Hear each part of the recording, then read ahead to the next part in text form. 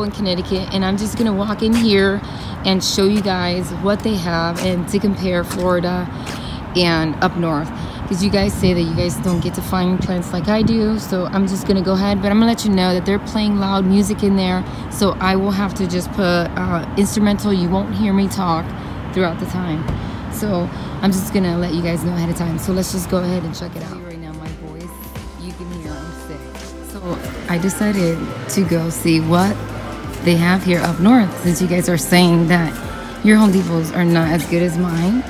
But look, right away I found a cactus or a succulent type. This is pretty cool. I've never seen this one before.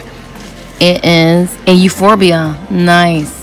Wow. $22. Yeah, I think I bought one this size for $18 over there. So, but this is a pretty cool looking euphorbia. So let's see what else. From the outside, it looked pretty empty, but I wasn't sure, so we'll just see what they have. They have those. They're cute. They have little roses. Let's see.